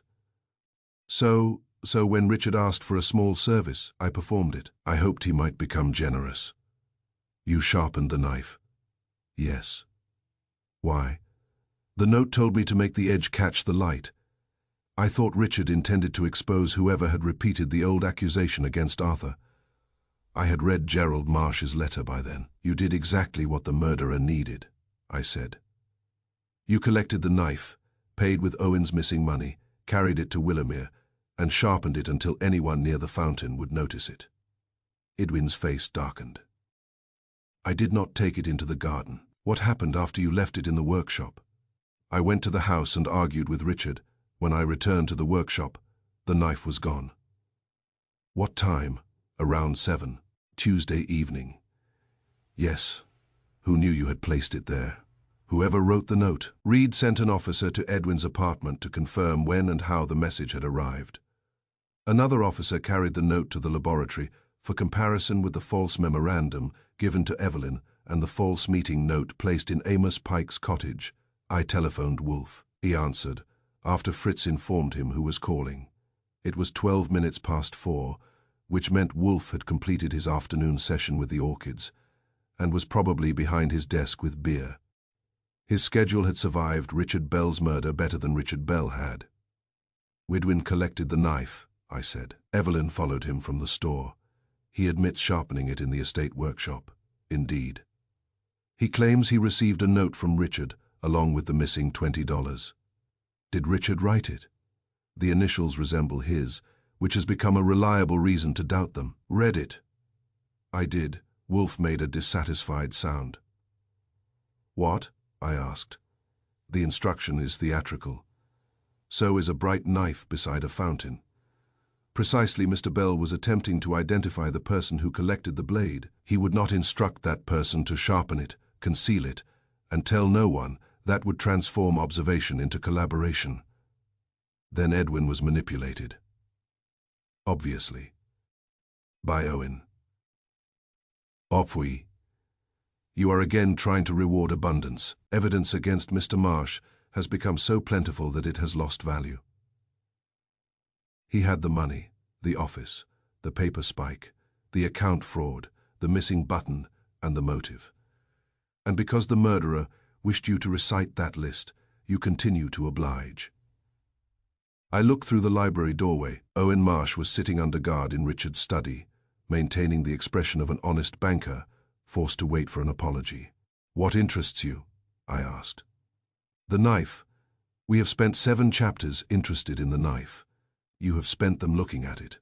That is not the same thing. It was ordered by Evelyn, collected by Edwin, sharpened at Willowmere, planted beside Richard, and intended to accuse Amos. Good. It has a complete history.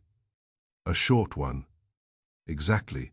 A tool used for 17 years acquires confusion. Hundreds of touches, scratches, stains, repairs, and accidents obscure its final day. A new object possesses no such protection. Every mark upon it belongs to the crime. The blade was wiped clean. Was it? It carried no visible prints. Visible to Mr. Reed's eyes. Yes. Mr. Reed's eyes are admirable, but they are not a laboratory. Was the knife open or closed when found? Open. Did the police examine the inner surfaces of the handle? I don't know. Then learn. A person wiping an open blade will clean the surfaces that can be seen. The inner channel of the handle is concealed until the blade is folded. Also examine the brass collar and the recess beneath the hinge. For fingerprints, for whatever the person forgot. You think Edwin left something there? Goodwin admits handling the knife. His prints would establish no more than his statement. Then whose print are we hoping for?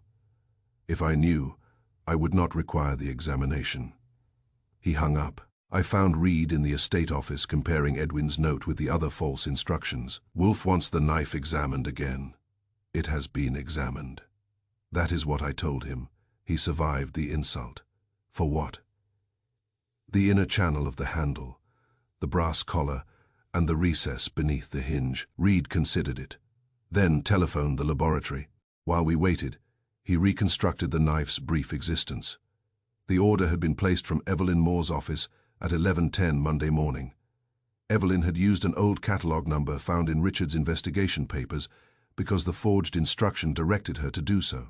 Owen overheard the telephone call and learned when the knife would be ready. At 5:30 Tuesday afternoon, $20 disappeared from the household wages under Owen's control. Shortly before 6, the money reached Edwin inside a folded message. Edwin collected the knife at 6:04. According to Mason's sales ledger, a taxi carried him from the hardware store to the eastern service gate of Willowmere. The driver remembered the parcel because Edwin had opened it during the journey. He seemed puzzled. The driver told Reed when brought to the estate. He kept looking at the handle. Did he open the blade? Yes, nearly cut his glove. Was he wearing brown gloves? The driver nodded. That explained Mason's description. The collector had not been Owen Marsh. He had been Edwin in a grey overcoat worn above his blue jacket. The driver had dropped him at the service gate at 6:27. Edwin knew the gate's old latch could be lifted with a narrow piece of metal. He had entered without calling at the house, gone directly to the workshop, and used the grinding wheel. Every step depended upon familiarity with Willowmere. The person who wrote the note knew Edwin had used the workshop as a boy. That person knew he could enter through the service gate, knew he needed Richard's favor, knew about the old accusation against Arthur Pike, and knew $20 would disappear easily among the household wages. It was knowledge shared by several people in the house. That was the difficulty. Owen knew Edwin's debts and controlled the money. Lydia knew Richard's family habits and had seen the papers beneath the roses. Evelyn knew about the old knife and had placed the order. Richard himself had known everything, but he had been preparing a trap, not his own murder. The officer sent to Edwin's apartment telephoned at 5:15. The doorman remembered the envelope. It had been delivered by a boy wearing the cap of a messenger company. The company had no record of the delivery, and the cap had probably been borrowed or stolen. The doorman could offer only one useful detail. The boy had said the message came from Willowmere.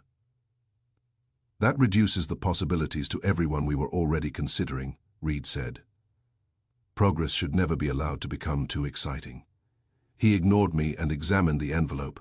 Willowmere stationery bore a small embossed image of the estate fountain. The envelope had been sealed with gum, but a faint oily mark appeared near one corner. Amos Pike looked at it under the lamp. That is sharpening compound. From the workshop, Reed asked. The grinding wheel uses a mixture of mineral oil and fine abrasive. It leaves that grey-green stain. The person who prepared Edwin's instructions had either visited the workshop or handled something taken from it. Reed ordered the grinding wheel examined. The switch carried Edwin's fingerprints, which surprised no one. Beneath the wheel, however, investigators found several small curls of fresh wood. They matched the handle of the new knife. Whoever had sharpened the blade had also deepened the initials AP after the knife left Mason's store. Edwin denied doing it. The letters were already there. Then why are wood fragments beneath the wheel? Reed asked. I sharpened the blade. The vibration may have loosened them. Amos shook his head. Not those. Someone cut the letters again with a steel point. Why? I asked. Amos examined a photograph of the handle. To make them brighter. Fresh cut wood catches the eye, just like the sharpened blade. The knife had been designed to announce itself twice, once through sunlight on steel, and again through pale initials against dark varnish. Its purpose was not merely to implicate Amos after inspection. It was to make the maid who found Richard's body recognize the gardener's initials immediately. Reed questioned Clara Webb. She admitted that shortly before 7 Tuesday evening, someone had told her Amos was expecting a new tool. Who told you? Reed asked. Mrs. Bell. Lydia looked at the maid. I said no such thing. Clara lowered her eyes. You asked whether Amos had received his new knife. I said I didn't know. When? In the upper hallway, before dinner. Lydia's voice remained controlled. I may have asked. Richard told me he had ordered something for Amos. Goodwin gave a short laugh. Everyone claims Richard told them something. It is convenient that he can no longer correct us. Reed's telephone rang before Lydia could answer. The laboratory had completed the additional examination requested by Wolfe. The exterior surfaces of the knife had been wiped. Edwin's prints remained faintly upon the wooden handle, consistent with his admission that he had examined it in the taxi and carried it into the workshop. Inside the handle's narrow channel, protected when the blade was open, investigators found another partial print. It had been left by someone who had folded the knife closed before reopening it and placing it beside Richard's body. The print did not belong to Amos Pike. It did not belong to Owen Marsh. It did not belong to Evelyn Moore or Edwin Bell. Reed listened to the report without moving. Then he lowered the receiver and looked across the library. The print belongs to Lydia Bell, he said. Lydia's face became perfectly still. That was the trouble with a new knife. It had no past in which a murderer could hide. Chapter 8. The Garden That Remembered. Detective Thomas Reed recreated the morning of Richard Bell's murder and discovered that the garden had been used as a stage. The fountain knife, footprints, and broken watch had been arranged to present a false story. The hidden documents explained why Richard had been silenced before he could expose the theft of Willamere's land and money. Summonen feared losing everything if the old truth became public. The newest clue appeared powerful, but it was also the least believable. Lydia Bell stared at the laboratory report in Reed's hand. Your fingerprint was found inside the new knife's handle, he said. I touched it Tuesday night. Where? In Richard's study. He showed it to me and said someone had repeated the trick used against Arthur Pike. I folded the blade, examined the initials, and returned it. You previously concealed that. I concealed my father's involvement in the forged deed. I did not kill Richard. Reed was unconvinced, but I telephoned Wolfe before he could turn suspicion into an arrest. The print belongs to Lydia, I told him. She admits handling the knife the night before the murder. Then it proves she handled it, Wolfe replied. That is generally what fingerprints do. They do not reveal when or why. If the murderer wore gloves, Mrs. Bell's earlier print would remain inside the handle. You asked us to examine it. I asked you to examine the knife. I did not promise it would confess. It is the newest clue, which is why you find it exciting. The murderer has repeatedly supplied evidence that is new, clean, and convenient. A new knife, a freshly built hiding place, unworn boots, a broken watch, a loose button, and now a fingerprint. Genuine events are rarely so obliging. What do you want? Or construct the garden. Do not begin with a suspect. Begin with the physical acts. Reed disliked receiving instructions from a man seated comfortably on West 35th Street. But he disliked an unsolved murder more. We returned to the fountain. The rain-softened ground still preserved the prints attributed to Amos Pike. Reed placed one of the recovered gardening boots beside the first impression. The size and sole matched. Then he compared the remaining prints. Every left footprint had the same depth. Every right foot turned outward at precisely the same angle. The stride never shortened, lengthened, or shifted. Amos examined them. No one walked in those boots. Reed looked at him. They were pressed into the ground by hand, Amos said. A walking man strikes with his heel and leaves through the toe. These impressions are flat. The false trail had been printed into the soil one step at a time. That explained why no returning footprints existed. The cloth stuffed inside the right boot had not helped a smaller person wear it. It had been planted to make the police suspect a woman after they stopped suspecting Amos. The evidence had two purposes, Reed said. First, it pointed to Amos.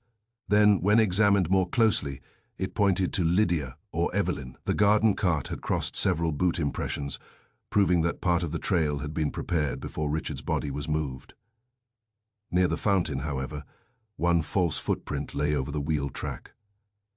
The murderer had completed the trail afterward. The garden preserved not a journey but the order in which the scene had been constructed. Reed next examined the fountain. It had been stopped while Richard's body was arranged. Otherwise the spray would have soaked the knife, diluted the blood on his clothing, and darkened the gravel. The broken watch showing 7:20 had been left beside the underground valve to establish a false time. Clara Webb, the maid, remembered opening an upstairs curtain at 7:30. Was the fountain running? Reed asked. Yes. There was a rainbow in the spray. That destroyed the watch's story. The fountain was running at 7:30. Lydia claimed she found Richard alive in the passage at 7:30. Therefore, the fountain had been stopped later, while the body was moved into the garden shortly before Clara discovered it at 7:50. Reed and I recreated the sequence. Richard was struck in his study with the brass bookend and stabbed beneath the ribs with Jonathan Bell's missing grafting knife. He reached or was taken into the secret passage. Lydia found him alive on the stairs. She fled when she heard someone approaching from the glasshouse end. The killer placed Richard in the garden cart, moved him to the fountain, closed the water valve, and arranged the body upon the gravel. The watch was set to 7:20. The new knife was placed where sunlight would strike its sharpened edge. The false boot trail was completed, the fountain reopened, and the killer left over the brick path, where no footprints could remain. The garden had been made to tell a complete story. Amos met Richard at 7:15, stabbed him, and abandoned his knife beside the body. Every part of that story was false. The killer knew the secret passage, the fountain controls, the workshop, the cart, and the direction of the morning sunlight, Reed said. Someone who knew Willowmere well. That includes Amos, Lydia, Owen, Edwin, and Richard. Evelyn learned the estate during Richard's investigation. We returned to the hidden documents. They provided Owen Marsh with the clearest motive. He had transferred Willowmere money into Greenway Development and used the South Garden as security, despite knowing that the land belonged to Evelyn Moore. Richard intended to expose both the old forged deed and Owen's present theft. Owen would lose his position, company, money, and freedom. Edwin also had reason to fear Richard. Returning the South Garden would reduce the estate, and Richard intended to change the will controlling Edwin's inheritance. Lydia feared the disgrace of her father, Henry Cole, whose confession proved he had certified a dead woman's forged signature and helped destroy Arthur Pike. Evelyn would recover her family's land, but the scandal would reopen the accusations that had ruined her mother. Dr. Hart had supplied the original time of death, which conveniently agreed with the broken watch. His estimate placed the killing between 7 and 7:30. The body's condition supported that estimate, Hart insisted when questioned again. Richard spoke after 7:35, Reed said. If Lydia is telling the truth. The garden shows the body was staged shortly before 7:50. That proves when he was moved, not when he was wounded. Hart was correct, but his estimate had helped the false scene more than it helped the truth. I called Wolfe again. The whole garden was arranged, I said. Even the footprints were stamped by hand. The ground remembers weight without understanding purpose, Wolfe replied. The documents give Owen the strongest motive, the most visible motive. He would lose everything. Richard had already found the original deed, the register, and Gerald Marsh's letter, Killing him could not erase those documents. Owen may have intended to find them. Then why create an elaborate scene certain to bring the police into every shed, passage, office, and flower bed? That stopped me. The murderer did not merely fear the old documents, Wolfe continued. The murderer feared an action Richard intended to take Wednesday morning. He intended to return the land, inform the police, clear Arthur's name, expose Henry Cole, and change his will. Precisely determine which of those actions Richard's death could still prevent.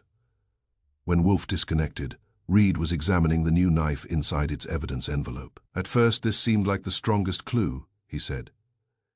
It carried Amos's initials and lay beside Richard's body. And now, it is the least believable object in the garden. Because it was new, because everything else at Willowmere has a past. Amos's real knife carries 17 years of wear. The deeds carry old ink and damaged seals. The passage holds dust, blood, and forgotten doors. Even the roses grew around the truth. He raised the evidence envelope. This knife appeared one day before the murder, already prepared to explain it. The blade did not connect Amos to Richard's death. It connected someone to the plan. Reed looked from the false boots to Lydia's fingerprint report. The killer expected us to discover that the first accusation was false. Amos was meant to be replaced by Owen. Owen was meant to be replaced by Lydia. The murderer had not created one false suspect. The murderer had arranged several, each waiting beneath the previous one. Somewhere beyond them stood the person who expected to survive every layer. The garden had remembered the truth. We still had to identify who had taught it to lie. Chapter 9, the final cut of the mystery detective, Thomas Reed, gathered everyone connected to Willowmere Estate and explained the truth behind the new knife. The perfect blade had been planted to accuse Amos Pike, while the real murderer remained protected behind several false suspects. Each person had unknowingly contributed one part of the deception. The stolen records and the knife's short history finally exposed the design of the crime. The newest object in the garden became the final clue to Willowmere's oldest secret. Reed assembled everyone in Richard Bell's library that evening. Lydia sat beside her lawyer. Owen Marsh stood under guard near the window. Edwin occupied the leather sofa, with Evelyn Moore seated across from him. Dr. Hart remained near the bookshelves, while Amos Pike refused to sit. The new pruning knife lay sealed upon Richard's desk. This knife did not kill Richard, Reed said. It was created to explain his death. He indicated Amos. It carried Amos Pike's initials and was placed beside a body found in Amos's garden. A false note instructed Amos to meet Richard at the fountain and bring his pruning knife. His real knife was later found hidden in his workbench with Richard's blood upon it. Neither knife caused the wound, Dr. Hart said. Correct. Richard was killed with Jonathan Bell's missing grafting knife. The blood on Amos's blade was taken from the wound after death. Reed turned toward Owen. When the evidence against Amos failed, it shifted toward you. Your money purchased the new knife. Its package appeared inside your account box. Your button was found in the passage, and the false instructions had been placed upon your correspondence spike. Because someone wanted me accused, Owen said. Yes, the case against you was almost as artificial as the case against Amos. Reed then traced the new knife's short life. Evelyn received a forged memorandum and ordered it from Mason's Hardware. Owen overheard the collection time. $20 disappeared from the household wages. Edwin received the money with another false message, collected the parcel, carried it to Willowmere, and sharpened the blade. Lydia admitted, touching it Tuesday evening. The murderer made several people handle the same object, Reed said. Miss Moore ordered it. Edwin collected and sharpened it. Owen unknowingly supplied the money. Mrs. Bell left a fingerprint inside the handle. Lydia's lawyer stood. My client touched a knife shown to her by her husband. That proves nothing. By itself, it does not. Reed explained what the garden had revealed. The boot prints had been pressed into the wet soil by hand. The cart crossed some impressions and passed beneath another, proving the false trail had been created both before and after Richard's body was moved. The fountain was running at 7:30. The broken watch showing 7:20 had been deliberately set to establish a false time. Richard had been attacked in his study, stabbed with the antique grafting knife, and taken into the secret passage. After Lydia claimed to have found him alive, someone transported him in the cart, stopped the fountain, arranged the body, placed the new knife in the sunlight, completed the footprints, and reopened the water. The garden was a stage, Reed said. Every object had been positioned for the police. The evidence first accused Amos, I added. Then Owen, the oversized boots, and Lydia's fingerprint produced a third layer. Evelyn looked toward Lydia. Or a layer meant to accuse me. That is possible, Reed said. The killer expected us to remove one false story and discover another beneath it. An officer entered carrying the missing white lady's slipper orchid. It had been found inside an abandoned cold frame beyond the south wall. Amos moved toward it. Whoever repotted this cut 2 healthy roots. His concern for the orchid exceeded what he had shown for most of the suspects. A hollow copper label had been pushed into the soil. Reed opened it and removed a tightly rolled sheet of paper. It was the page cut from the final section of the Southgate ledger. The pressure marks on the following page had preserved only 3 fragments. New knife, 7:20 Ask Lydia. Reed read the complete entry aloud. Tuesday, the new knife was collected and taken to the workshop. At 7:20, I saw Lydia leave by the eastern workshop door carrying Mason's parcel. She denied entering the building. Ask Lydia why she took the knife before I meet Reed. The revised will must be signed first. Lydia rose. That is not Richard's writing. It has been compared with his notebooks, Reed said. It is genuine. Then he was mistaken. Goodwin looked at her. You knew I had left the knife in the workshop. I knew nothing about your part in this. You told Clara Amos was expecting a new tool. Richard told me. Reed read the next entry. The old records establish Henry Cole's part in the forged deed. Lydia has asked me to destroy them. I refused. After the revised will is signed, I will give everything to Reed. The library became silent. Richard's hidden documents proved that Lydia's father had helped certify the forged deed and frame Arthur Pike.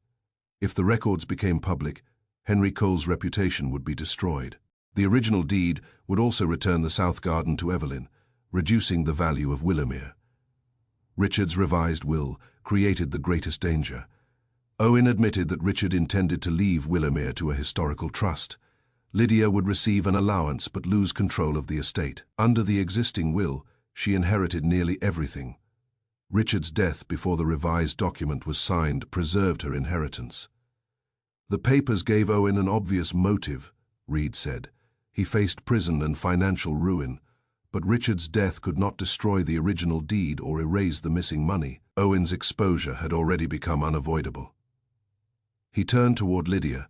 Your losses could still be prevented. Richard's death preserved the current will, delayed your father's disgrace, and gave you control of the remaining estate. Lydia's lawyer objected, but Reed continued. The new knife repeated the oldest deception at Willowmere. 26 years ago, Gerald Marsh and Henry Cole used a new knife marked RP2 to direct suspicion toward Arthur Pike. The present murderer used the same method against Amos. Amos looked at Lydia. Your father helped invent that lie. Gerald Marsh invented it, she answered. My father merely obeyed. The correction came too naturally. Reed held up the recovered page. Richard saw you remove the knife from the workshop.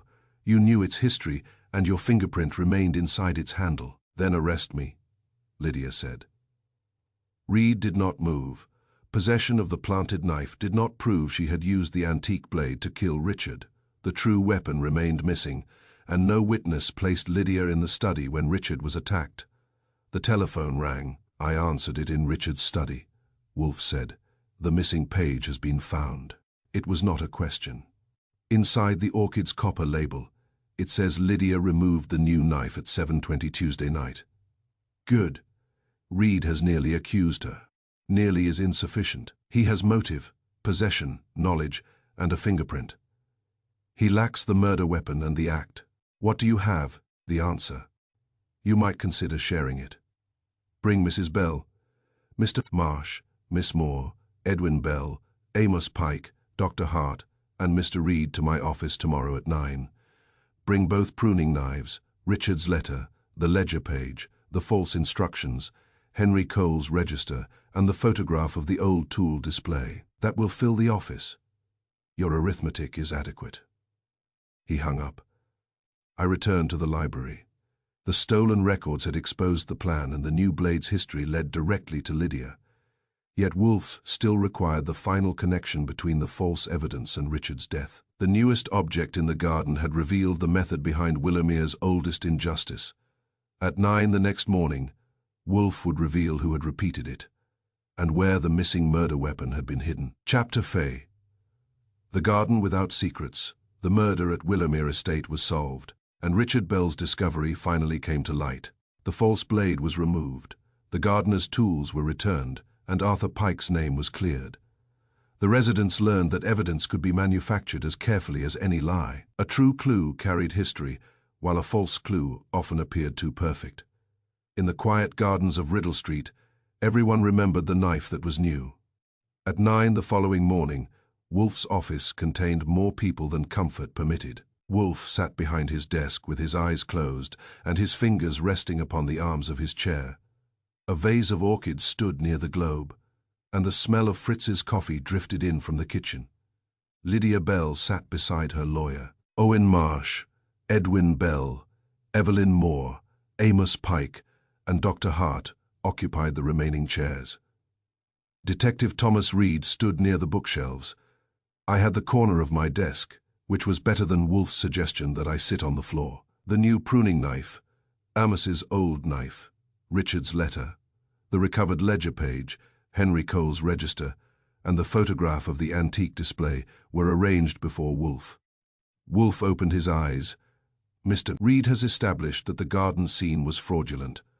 Richard Bell was not killed beside the fountain, and Amos Pike's knives had no part in his death. He looked at Amos. Your father was innocent of the theft attributed to him 26 years ago. Gerald Marsh and Henry Cole planted the missing bulbs and used a new knife marked AP to frighten anyone investigating the forged deed. Amos said nothing, but his shoulders eased. Owen Marsh continued his father's dishonesty. Wolfe said he transferred estate funds into Greenway Development and borrowed against land belonging to Miss Moore. Those acts are criminal, but he did not murder Richard Bell. Owen's relief lasted only until Reed added, the financial charges remain. Wolfe turned toward Edwin. Edwin Bell collected the modern knife and sharpened it, but he did so because a forged message promised him Richard's favor. Miss Moore ordered it because she received another forged instruction. Each performed a small act without understanding the whole design. Who wrote the instructions? Evelyn asked. The murderer. Lydia's lawyer leaned forward. You appear to be circling my client. Number I am approaching her. Lydia remained still. Wolfe lifted Richard's ledger page. Mrs. Bell says Richard showed her the new knife Tuesday evening. That is false. Richard wrote that he saw her leaving the workshop with Mason's parcel. When he questioned her, she denied entering the building. He misunderstood what he saw, Lydia said. Then your fingerprint inside the knife requires another explanation. I may have touched it elsewhere. You have already supplied one false explanation. A second would be extravagant. Wolfe settled deeper into his chair.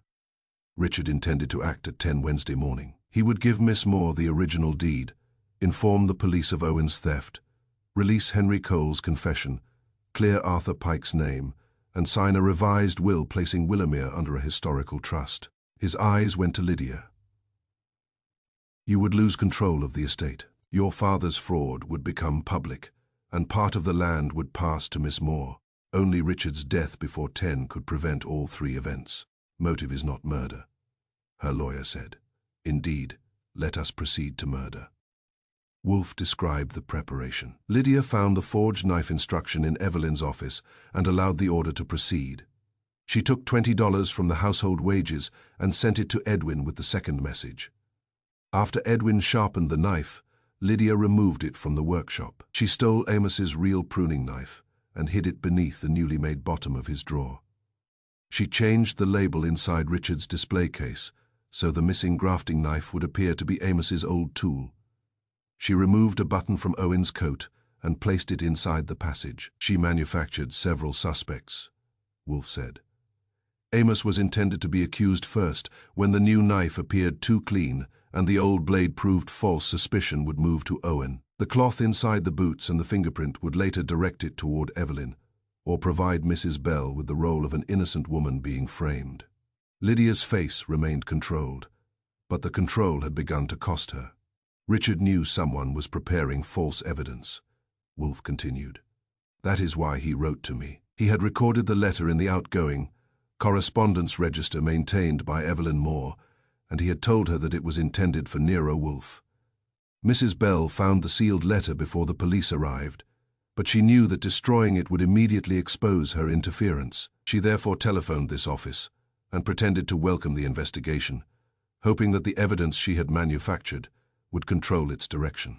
You cannot prove that, Lydia said. Your own account proves part of it. You claimed Richard spoke to you at 7:35 and said, "They must think Pike did it." He said no such thing. You invented those words to support the false accusation while moving the estimated time of death. Wolfe's eyes remained on Lydia. You also made the anonymous telephone call telling Archie to investigate who stopped the fountain at 7:20. You disguised your voice because you wanted the police to find Richard's broken watch, the false time of death, and Owen Marsh's button inside the passage. The call was another part of the evidence you manufactured. Dr. Hart spoke. My first estimate placed death before 7:30. Correct, Wolfe said. It was more accurate than Mrs. Bell's statement. Richard was attacked shortly after 7:15. Lydia struck him with the brass bookend in the study, then stabbed him with Jonathan Bell's narrow grafting knife. Richard staggered into the secret passage, where his blood received the print from Lydia's shoe. She moved his body through the passage in the garden cart. She stopped the fountain, arranged the watch at 7:20, placed the new knife in the sunlight, stamped the false boot trail into the soil, and reopened the water. The garden was not merely a place to abandon the body, Wolfe said. It was designed to replace the study as the scene of the crime. Lydia's lawyer rose. You still do not have the murder weapon. Wolfe looked at Reed. Reed opened a long evidence box and removed the antique grafting knife with its cracked black horn handle. Lydia's control disappeared. It was found inside the fountain's maintenance pipe, Wolfe said. The fountain had to be stopped, not only to arrange the body but to open the filter chamber. Mrs. Bell hid the blade there, replaced the cover, and restarted the water. Reed had searched the chamber that morning on Wolfe's instructions. Blood remained inside the handle where the water could not wash it away. A strand from Richard's shirt was caught beside the hinge. The final proof came from the false watch. Mrs. Bell chose 7:20 because it was the time Richard had written beside her name in the ledger, Wolfe said. Richard had already removed the original page and hidden it inside the orchid's copper label. When Mrs. Bell searched the ledger later that night, she found only the pressure marks remaining on the following sheet. The number remained in her mind, so she used it when setting the watch. Lydia stood abruptly. He was going to destroy everything. No one answered. My father's name, my home, my future. Richard called it justice because he would not pay the price. Arthur Pike paid it, Amos said. Lydia looked at him, then lowered her eyes. Reed crossed the room and arrested her for Richard Bell's murder. 3 weeks later, the South Garden was legally returned to Evelyn Moore. Owen Marsh was charged with fraud and theft. Richard's revised will had never been signed, but Lydia could not inherit after murdering him, and the court preserved Willowmere under the trust described in Richard's papers.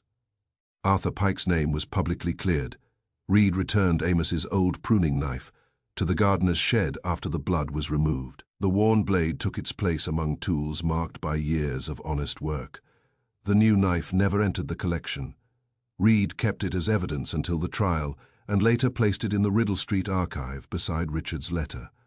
Its bright blade remained smooth. Its handle carried no scratches from branches, no stains from sap, and no wear from a gardener's hand. It looked perfect. That was why it had failed. A true clue carries the disorder of its past. A false clue is often made too carefully because its creator wants it understood at once. Willowmere's roses eventually grew over the disturbed earth. The fountain continued to run, the White Lady's slipper recovered under Amos's care. and the south garden was open to the residents of Riddle Street. But no one forgot Richard Bell or the false evidence placed beside him, and whenever sunlight flashed upon a new blade, they remembered the gardener's knife that had never touched a garden.